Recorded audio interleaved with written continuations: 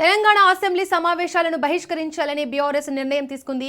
రేపటి సభకు హాజరు కావద్దని నిర్ణయించింది. నదీ జలాలపై రేపు తెలంగాణ భవన్లో ప్రెజెంటేషన్ ఇవ్వనున్నారు. ఇక దీనికి సంబంధించి మరింత సమాచారాన్ని మా ఇన్పుట్ ఎడిటర్ శ్రీకాంత్ అందిస్తారు. శ్రీకాంత్, రేపు జరగబోయే నదీ జలాల ప్రెజెంటేషన్లో ప్రధానంగా ఏ నదులు గురించి ప్రస్తావించే అవకాశం ఉంది, ఏ ప్రాజెక్టుల గురించి వివరాలు అందజేయనున్నారు, రేపటి అసెంబ్లీ సమావేశాలకు ఈ ప్రభావం ఏ విధంగా ఉండే అవకాశం ఉంది? తప్పకుండా Deepika, good afternoon. So KCR అసెంబ్లీకి వస్తారా రారా అన్నటువంటి ఒక సందిగ్ధం ఉండే, బట్ కేసీఆర్ రాలేదు. కేసీఆర్ అంటే నిన్న ముఖ్యమంత్రి రేవంత్ రెడ్డి గారి ఉత్తమ్ కుమార్ రెడ్డి గారి మాట్లాడినటువంటి మాటల్లో కేసీఆర్ను తిడుతూ మాట్లాడడం, కేసీఆర్ను హరీష్ రావును ఉరిదీయాలంటూ చాలా సంచలనమైనట్టు కామెంట్ చేయడం జరిగింది.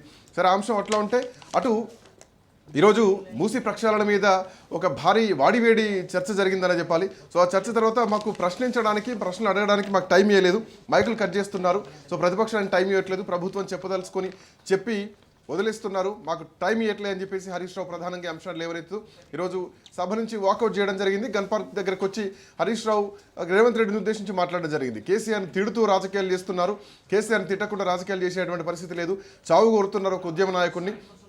తెలంగాణకు నదీ జలాల విషయంలో అన్యాయం జరుగుతోంది. మూసీ సుందరీకరణ విషయంలో 1,00,000 కోట్ల రూపాయల డిపిఆర్ సిద్ధం చేస్తామంటున్నారు, సలహాలు తీసుకుంటాం అంటున్నారు. అసలు 1,00,000 కోట్లు ఎక్కడి నుంచి వస్తాయి, ఏమిటి వాటి సోర్సెస్ ఏంటి, వీటిపైన అడిగినా కానీ ఇప్పటివరకు ఎట్లాంటి సమాధానం ఇవ్వలేదంటూ కూడా బీఆర్ఎస్ పార్టీ మొత్తం ఎమ్మెల్యేలంతా కూడా సభను వాకౌట్ చేసింది. రేపు బీఆర్ఎస్ భవన్లో, తెలంగాణ భవన్లో రేపు పవర్ పాయింట్ ప్రజెంటేషన్ ఇచ్చేటువంటి అవకాశాలు అయితే కనిపిస్తున్నాయి. సో రేపు సభను బహిష్కరించేసింది. ఈసారి సమావేశాలకు బీఆర్ఎస్ పార్టీ వెళ్ళేటువంటి అవకాశం లేదు. రేపు తెలంగాణ భవన్లో పవర్ పాయింట్ ప్రజెంటేషన్ ఇవ్వబోతున్నారు. సో దాంట్లో అటు గోదావరి నది విషయంలో కానీ ఇప్పటికే సాగర్ లింక్ ప్రాజెక్టు ఆంధ్రప్రదేశ్ నిర్మాణం చేస్తోంది. సో తెలంగాణకు అన్యాయం జరుగుతోంది, అక్కడ గోదావరి నీళ్లు తరలిపోతున్నా కనీసం రాష్ట్ర ప్రభుత్వానికి పట్టింపు లేదంటూ కూడా వాళ్ళు పవర్ పాయింట్ ప్రజెంటేషన్ ఇవ్వడానికి రాష్ట్ర ప్రభుత్వం సిద్ధమవుతోంది. మరోవర్ కృష్ణా బేసిన్లో తెలంగాణకు రావాల్సినటువంటి వాటాలో అన్యాయం జరుగుతోందంటూ కూడా ఈ అంశం పైన కూడా రేపు పవర్ పాయింట్ ప్రజెంటేషన్ ఇచ్చడానికి బీఆర్ఎస్ పార్టీ సిద్ధమవుతోంది.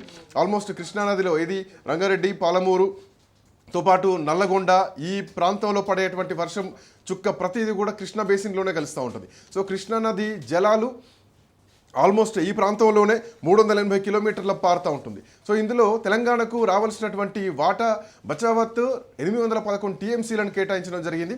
అయితే తెలంగాణలో ప్రాజెక్టు లేకపోయేసరికి, చెక్ డ్యామ్ లేకపోయేసరికి ఆ వాటాను తీసుకోలేనటువంటి పరిస్థితి. అందుకే తెలంగాణ రాష్ట్రం వచ్చిన తర్వాత పాలమూరు రంగారెడ్డి ప్రాజెక్ట్ని నిర్మాణం శరవేగంగా చేస్తూ 90% పనులు పూర్తి చేశాం. ఆ మిగతా 10% పనులు చేయడానికి కాంగ్రెస్ పార్టీ ఎందుకు ఇబ్బంది పడుతుంది, కనీసం తట్టేడు మట్టి తీయలే అంటూ కూడా కేసీఆర్ చేసినటువంటి ఆరోపణలపైన కాంగ్రెస్ పార్టీ రెస్పాండ్ అవ్వాలి. ఈ సమావేశాల్లో ఏం రెస్పాండ్ అవుతుందో ఇంకా ఆ అంశం పైన చర్చ అయితే జరగాలి. సో వాస్తవానికి తెలంగాణకు అంటే ఈ పాలమూరు రంగారెడ్డి ఈ ప్రాజెక్టుకి 90 టీఎంసీల కేటాయింపుకు అక్కడ ప్రాజెక్ట్ నిర్మాణం జరుగుతోంది.